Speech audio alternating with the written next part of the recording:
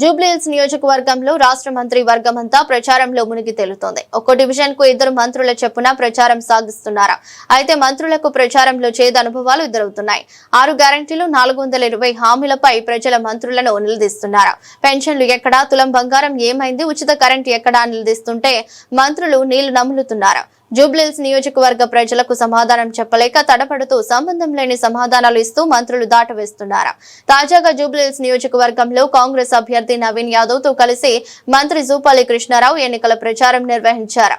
ఈ సందర్భంగా కాంగ్రెస్ పార్టీకి ఓటు వేయాలని ఓ వృద్ధురాలని జూపల్లి కృష్ణారావు అభ్యర్థించగా ఆమె షాక్ ఇచ్చింది. కాంగ్రెస్ ఇచ్చిన హామీలపై ప్రశ్నల వర్షం కురిపించింది. రేవంత్ రెడ్డి ఎన్నికల ముందు చెప్పినట్టు 4000 పెన్షన్ ఎక్కడని, ఉచిత కరెంటు లేదని, కరెంటు బిల్లు జారీ చేస్తున్నారని మంత్రిని వృద్ధురాలు నిలదీస్తుంది. ఎన్నికల సమయంలో ఓట్లు అడగడానికి వస్తారు కానీ మిగతా సమయంలో పట్టించుకోరా అంటూ జూపల్లి కృష్ణారావు నిలదీస్తుంది వృద్ధురాలు. ఇక ఏదో సమాధానం చెప్పేందుకు జూపల్లి యత్నించినప్పటికీ ఆ వృద్ధురాలు అసహనం వ్యక్తం చేసింది.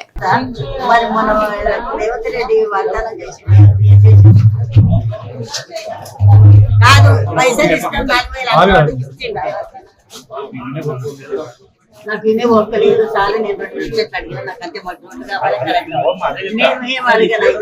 నేను ఇవ్వాలంటే ఇవ్వాలి ఇద్దరు పెట్టాను. నేను కాదంటలేను నాన్న.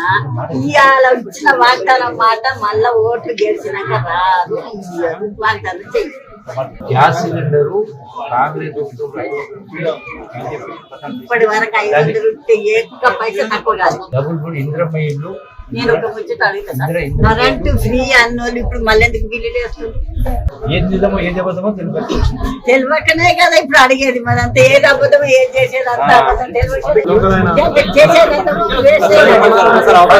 కరెంట్ పోతలేదు కరెంటు 2 పొద్దుగిట 3 మాటలు పోతుంది.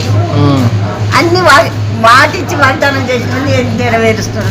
అంతకు ముందు కరెంట్ పోయేది ఇప్పుడే పోతుంది. మళ్ళా కాంగ్రెస్ గవర్నమెంట్ వచ్చినాక ఎట్లుంది? 2 సంవత్సరాలు పోతేనే ఉంది. కాంగ్రెస్ లేదు. అన్ని కాంగ్రెస్ ప్రభుత్వం వచ్చినాక మంచిగా పుట్టే నీళ్ళలో రోడ్డు మీద నీవునే వర పోసుకొని ఎత్తుకోవాల్సి వస్తుంది. మోరీలు నిండితే లోపలికి ఏం పోయేది మాకు తెలియదు. ఇప్పుడు 4000 రూపాయలు ఇస్తాన్నారు. ఏది ఇచ్చిండా? ఇప్పుడు మీరు మినిస్టర్ అడిగారు కదా, ఏమని చెప్పిండు మీకు? 4000 గురించి ఏం చెప్పలేదా మీకు? ఏం చెప్పలేదు. మరి చెప్పలేదు. ఇంతసేపు మాట్లాడింది కాంగ్రెస్ వచ్చినప్పుడే మంచిగా ఉండేనట. అయ్యా మేము ఇప్పుడు అంటే అది ఏం చేసిండని అడుగుతున్నాడు. ఆయన వచ్చి ఏం చేసిండ